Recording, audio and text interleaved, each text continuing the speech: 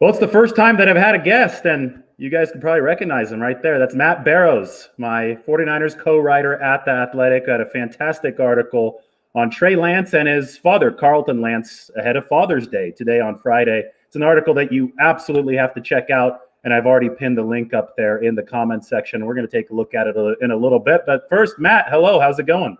It's going well. Thanks for having me on. This is a cool setup you've got here.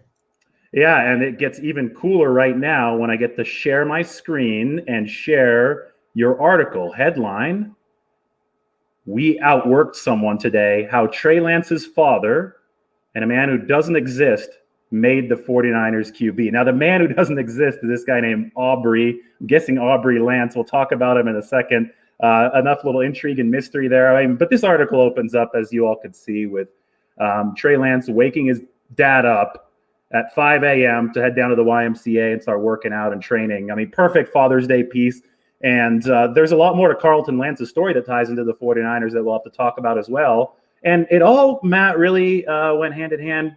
So why don't we take a quick look at what's going on right now with Trey Lance working out?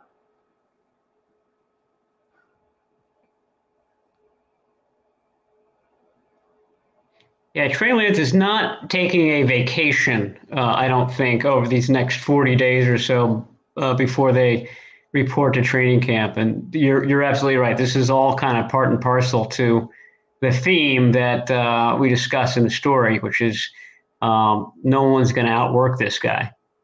And that ball just explodes out of his arm. I like this one right here. I'm just going to rewind.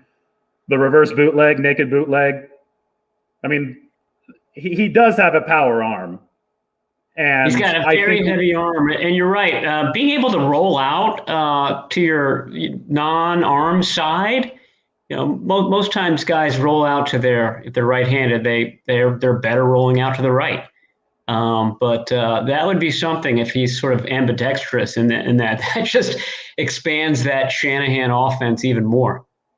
Yeah, you notice that that it keeps on replaying in a loop, but you notice that naked bootleg play rolling out to the left is something that the 49ers did a lot warming up at those OTA practices. And I think even one of Trey Lance's first throws during an 11-on-11 session that we saw was that throw. But, yeah. The athleticism jumps off the screen. And the reason I love this angle is because you don't always get it. You get a lot of film breakdowns from your all-22 angle, overhead shots. You don't get the camera right behind the quarterback. And this just not only makes you appreciate Trey Lance, but I think NFL quarterbacks in general, just the speed and the power with which the ball is leaving their hand. And I think Trey Lance is special even in that regard. And that's why the 49ers spend so much capital to get him, right? Because they want it to have potential physical transcendence as well.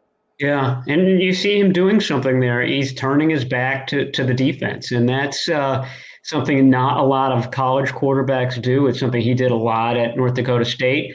And, you and me, guys watching at home, think, oh, that's easy. You see that all the time. But, in that split second that your back is turned to the defense, things change. Your offensive guys are different. The defense is set up differently. If you're not used to doing that, that's a bit of a learning curve. And that's something where, despite his scant college snaps, it's where he's got an advantage over other quarterbacks because he did it a lot at North Dakota State. Well, in a little bit, maybe I could pull up some of his North Dakota State film. But first, I want to talk about your article, Matt, again. For those of you who haven't subscribed to The Athletic, this is absolutely something that you should subscribe for if you haven't yet, because it's a piece unlike any other that I've seen about Trey Lance. It's talking mainly to Trey's dad, Carlton, also his mom, Angie, right ahead of Father's Day. So it's really timely. But you get an idea for, how Trey Lance's attitude and his work ethic was built. And Matt, doesn't that just perfectly kind of coincide or work with the dynamic that we're going to need to watch right now with Trey Lance trying to fight his way into that starting quarterback spot? Because we're wondering when exactly it's going to happen. And I think the best clues of when it's going to happen come from what makes Trey Lance and what makes him tick. Yeah, he's a number 3 overall pick who was raised basically with the mentality of a very small school, Southwest State, NAIA school, undrafted guy. And that's what his father was. He was a cornerback who went to a small school got an invite for the combine, never got drafted. Basically had to outthink everybody. And so he's got that, we talk about chips and underdog mentality. For Trey Lance, it's ingrained. And so this idea that he's got to compete for the starting spot, it just fits so nicely into the whole fabric of who he is, and explains why he was only 18 when he first started to get into games at North Dakota State, and then he took over that offense, not an easy offense to learn at age 19. And I think he was had just turned 19 for 3 or 4 months when he got that job. So he's been precocious. He's been somebody who's picked things up quickly. Obviously, from the clips that you're showing, I mean, this is their time off, and he's out there working and trying to get better. This all kind of fits very nicely, as you noted, into that storyline of who he is.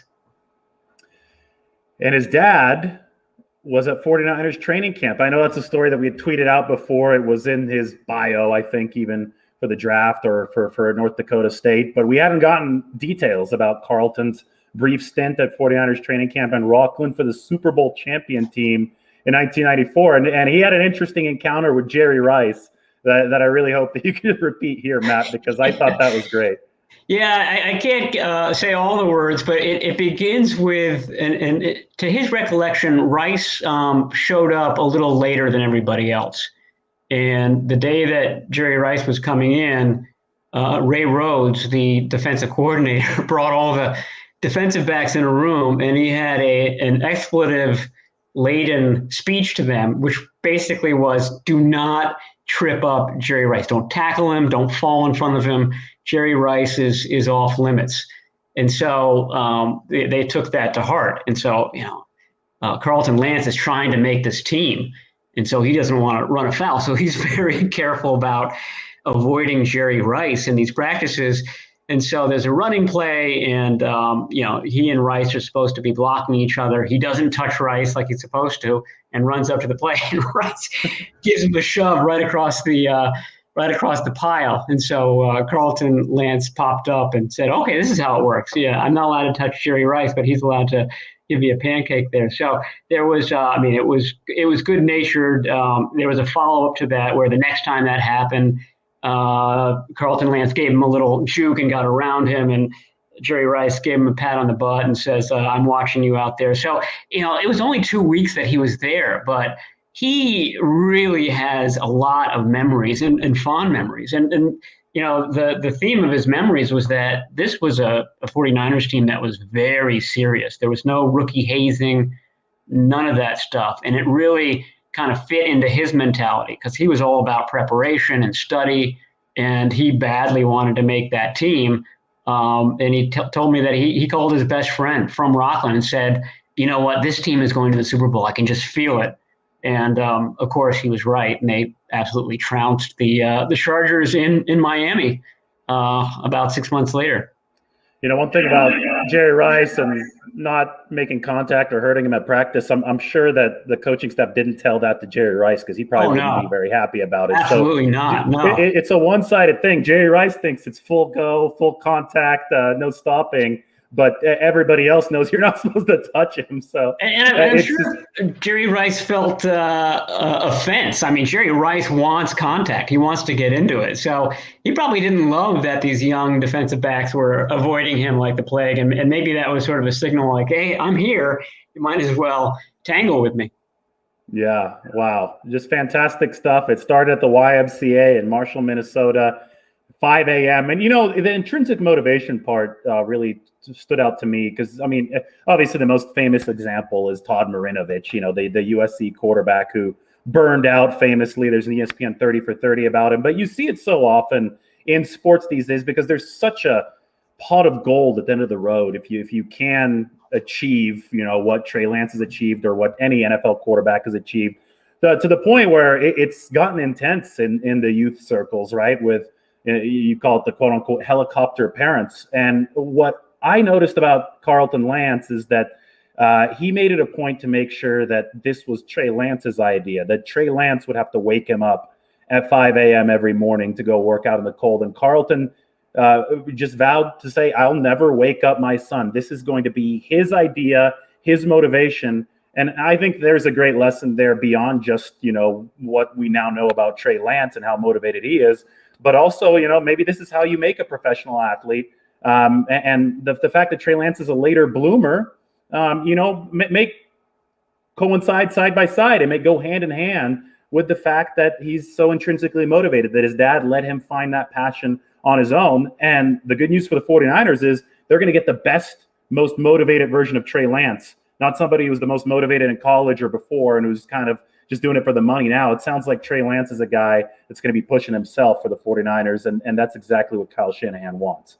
Yeah, it really was an intelligent approach by the dad, by Carlton Lance, because Carlton Lance, had all this experience that he was just dying to share with his son. I mean, he's somebody that, like I said, went to a small school and basically had to kind of work his way to become a professional player. And Carlton Lance is full of maxims. He's got all sorts of slogans, this, that, and the other. And he was dying to share them with his kids, not just Trey, but Bryce as well. And Bryce, we should note, is 2.5 years younger than Trey and is now headed to North Dakota State as a wide receiver. But my point is that Carlton Lance was smart enough to know, to your point, that if I force this on my kids, they're going to recoil, and it's going to, they're not going to want to become athletes. But more important to Carlton was that I'm not going to have a great relationship with my kids, and that is paramount. I want to have a great relationship with my children. I posted that photo of Carlton Lance mowing the lawn. It's like the typical father thing to do. And there's Trey 3 feet behind him with his little plastic mower. And, these boys just worshiped their dad, absolutely adored him. And Carlton realized that and realized that's the most important thing, having a strong relationship with them. But he was able to do it in a way where he imparted all of this wisdom, but didn't do it in a heavy-handed way. And you said it. I mean, there was buy-in from the kids. It was up to them to wake their dad up at 5 a.m. and go to the gym and work out. And so, it's a night. I mean, it wasn't totally perfect. Angie Lance, the mom, says that there was time when there was tension in the house where she thought it was overboard. And there were hurt feelings sometimes, but generally it was Trey taking it on himself and sort of incorporating that work ethic. And going back to that clip that you were just showing, that's the result. This is a guy that's studying film right now. He's working out right now. He's going to arrive in training camp. I don't want to say that he's going to know the entire playbook by heart, but he's going to know it better than any of the rookies, and he's going to be in a much better place than he was leaving OTAs, just because he's going to put that much work in. There's the picture you're talking about, the lawnmower one, and I didn't know that those mini lawnmowers even existed, but it looks like they were able to get some at Toys R Us. I think it's plastic. I hope it is.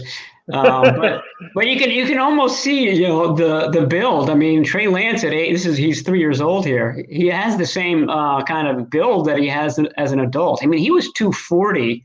I mean, not 240, about 220 as an 18-year-old heading into NDSU. So he had that size that has the 49ers excited for a while.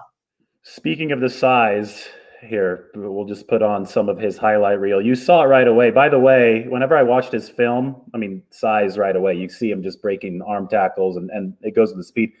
That baseball field gives me real Oakland Coliseum vibes. I think it's Target Field in Minneapolis, but Old Candlestick Park too. Yeah. Yeah. At the Coliseum, the diamond was in the middle. A Candlestick, it was on that side of the field. I mean, these are just highlights. I'm not acting like we're doing a film breakdown here, but this is what popped, really. The caveat always was, oh, he's playing against FCS competition, which is true, but he's also playing with FCS talent. Now, watch this run. I love this one. Just trucks that guy. Oh, that's the UC Davis one, yeah. Yeah. This is a FCS powerhouse in North Dakota State. I mean, that you could watch that forever, right? Right. But This is like Alabama playing Vanderbilt or something right now. exactly. And I think that when we talked about the whole Mac Jones thing, Mac Jones had a similar talent advantage. Everybody said, "Oh, hey, Trey Lance is playing against FCS competition." Well, Mac Jones is at Alabama, and he's beating up on other teams too, and he's throwing the receivers that are wide open. So it's difficult to make these projections, and that's why stuff like this right there. I mean, just the want to, you could tell that he loves football, that he's willing to throw his body in there, and there's something about that mentality combined with what we uncovered through your article, Matt, or what you uncovered. I shouldn't take credit for it. What you uncovered shows us what Trey Lance is all about, and I think that's what sold the 49ers. Yeah, and it shows you what got the 49ers so excited. And John Lynch said this, and Shanahan has too, but John Lynch says this every time Trey Lance comes up, and he talks about how fantastic his family is. And you hear that from time to time. I mean, you're never going to say anything bad about a prospect's family, but this has been a little bit more of a theme than usual. And it all kind of rang true. I mean, this is a great family. It'll be fun to watch Bryce Lance at wide receiver with the Bison, because he's got the same size, he's got the same upbringing as Trey did. And we talked about all those trips to the YMCA that they made early in the morning. Well, about a year later, after those started up, Bryce was part of that crew too. So that's the other thing that kind of struck me when I was talking to Angie and Carlton Lance. It wasn't Trey. It was the boys. It was the kids. They didn't treat Bryce any differently than Trey. I think that's just a good sign. It's not a Todd Marinovich situation in that household.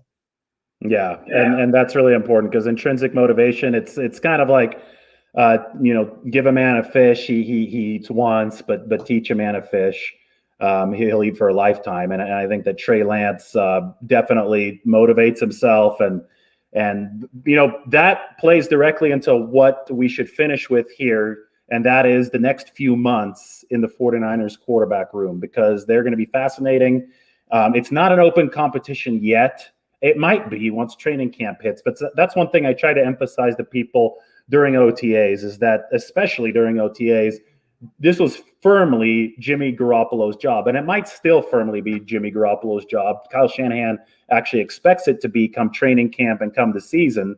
So, I mean, I think the 49ers are initially working with a timeline of Trey Lance potentially taking over in 2022, but they'll cross that bridge when they get to it, because Garoppolo obviously is still under contract for them. But if Trey Lance does come and wow them with how quickly he's absorbed the playbook, how ready he is at training camp, what happens, Matt? What happens throughout August as we watch both of these quarterbacks go at it on the practice field? And, just a kind of a follow-up question to that, is there a chance that we see both of them on the field in some way, shape, or form once the 2021 season starts?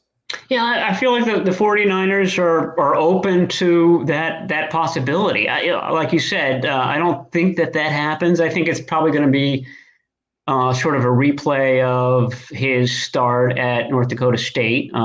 Easton Stick was a fifth-year senior, and Easton Stick was the starter in 2008. And Trey Lance came in every now and then, sporadically, usually at mop-up duty at the end of games. That's to me how it's going to play out. I think maybe Trey Lance gets more than mop-up duty in 2021. He'll come in for specific plays, and it's really up to Jimmy Garoppolo. I mean, if Jimmy Garoppolo plays well, this whole doom, this quote unquote doom scenario that people put out there, like, what if Jimmy Garoppolo does really well and they go to the Super Bowl? What are they going to do then? It's like, oh no. Yeah, huge problem. I don't know what to do. What do we do? I mean, I think it's, no matter how well or how poorly it goes, I think it's Trey Lance in 2022.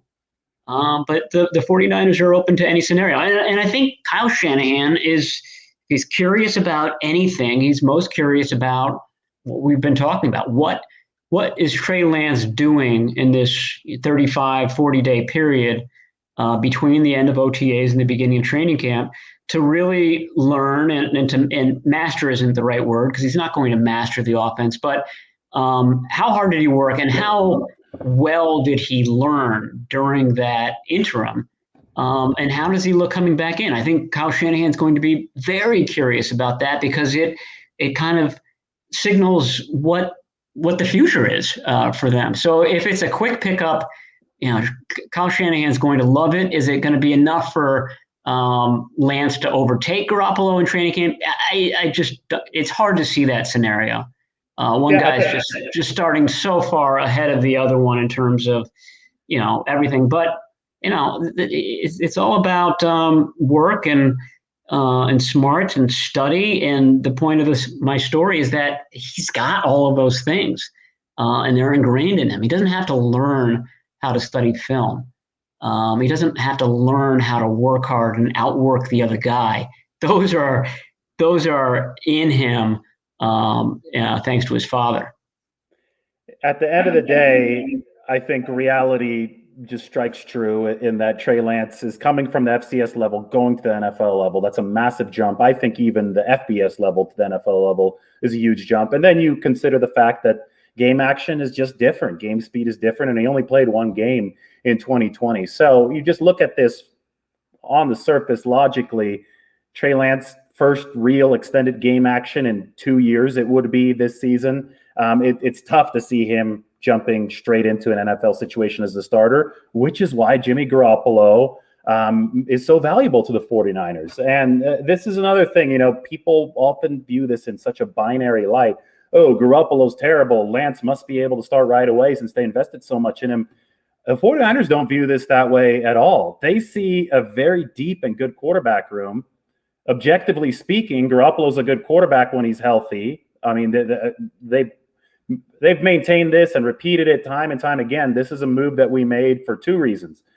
We made it because Jimmy Garoppolo has struggled to stay healthy, so we want to ensure ourselves in the short term. And we wanted to give ourselves maximal cap flexibility into the future with Jimmy only under contract for 2 more seasons and a shot at potential transcendence when that contract does expire or when we do decide to move on from Jimmy. So while those two things overlap, right, while you still have Jimmy under contract with Trey on the team, you can have the best of both worlds at the 49ers with the 49ers. And what's wrong with that? The people seem to think there's this like narrative out there that like, oh my God, this is dysfunctional. They can't have 2 great options at once. Well, why not? Like you're in the driver's seat. We saw how bad it was last season and in 2018 when the 49ers didn't have 2 good options. As soon as Garoppolo gets hurt, it gets bad. So you're happy to be where you're at with the 49ers right now. Right. This is optimal, and they have the wherewithal to do it because Trey Lance is on a rookie contract. That's sort of what makes it work. So this will be an interesting year. Trey Lance is going to learn a lot, but I think learn is the optimal word here. That's what he's going to do in 2021 mostly. Now, if Garoppolo gets hurt, if Garoppolo's bad, if the 49ers are in a losing jag as the trade deadline approaches, we have to kind of cross that bridge at that point. But right now, it seems like Garoppolo looks sharp in OTAs. Yes, it's just OTAs. Training camp will be a horse of a different color for him, but so far, the plan of let's make this a Jimmy Garoppolo season and have it be a learning season for Trey Lance, that seems to be very much intact as we move from spring to summer. Well, before we sign off, I'll put this up there one more time. Everybody check out Matt's article on Trey Lance. 49ers are certainly thrilled with their pick. They're thrilled they still have both guys, Jimmy Garoppolo and Trey Lance, moving forward. This works seamlessly. I was really happy to have you on, Matt, and I hope that everybody that hasn't signed up to The Athletic yet goes and checks out the article linked below. And if you actually want to click on the link, just go to the chat section and you'll see it there. But Matt, thanks so much for joining. We're going to do this way more often since it was this easy. I thought we were going to have all kinds of technical issues, but looks like we have maybe mastered a new skill, huh? Yeah, it should work right off the bat. Good job. Yeah, thanks. All right. Well, that's Matt Barrows from The Athletic. I'm obviously also an employee of The Athletic, so it's good to get both of us on the show. Go check out Matt's article, and we'll see you guys next time. Take care.